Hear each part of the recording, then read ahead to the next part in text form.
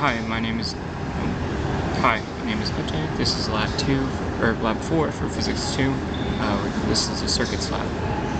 So the purpose of this video is to go over we're using concepts of energy conservation and current conservation to predict the behavior of circuits containing resistors in series and parallel. We're also going to observe the circuit using multimeters and recording behaviors of resistors and capacitors. We're also using ammeters. So the concepts we're going to be covering, loop rule, charge conservation, node rule, Ohm's rule, steady state, and capacitance. So we're using an online circuit construction kit, and the results, we have the values of current and voltage match those from the formulas, and current is time dependent in RC circuits. So here are the ideas that we're using. We're using the node rule that current's going in and must equal to current's going out. We're using the loop rule that the sum of the currents and voltage around the loop is equal to 0. And then here's the equation for capacitance and Ohm's law. So experiment and initial conditions, the system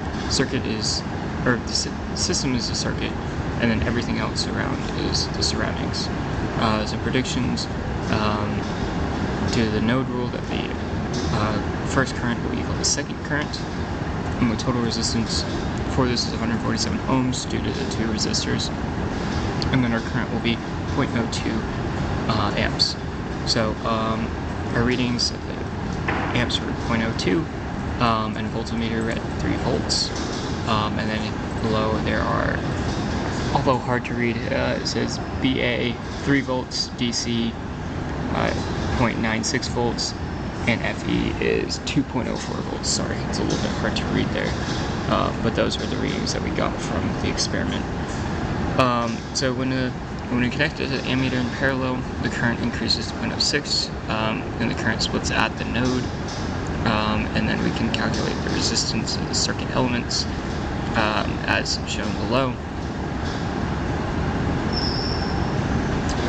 So the experiment, here's a little setup on the experiment. The bulb starts bright but slowly darkens when we have a capacitor. The current started at max and decreases down to 0. After disconnecting the battery and connecting the bulb directly to the capacitor, the same thing happens. This does have to be a charged capacitor though. And then charging and discharging, you can see here. So the experimental RC was about 5.986 seconds. And expected RC is about 6 seconds. So this is the actual parameters match the initial, or the actual results match the projected results. So possible sources of error for this lab.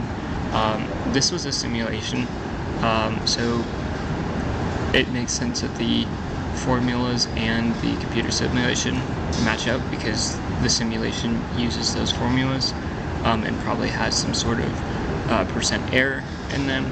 So there are very few or no areas in the computational data versus in real life. There are discrepancies in materials and other different various factors that set up a circuit.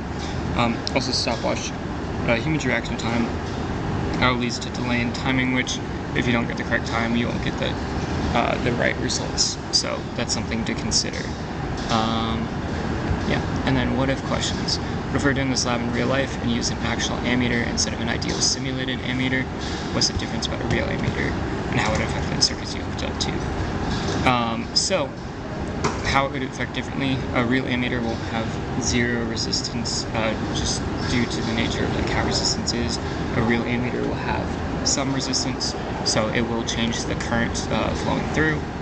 And then what if you were doing this lab in real life and use a real battery to charge a real capacitor with no resistor in the circuit, how quickly would our ideal model predict this to reach full charge? Would this prediction happen in real life?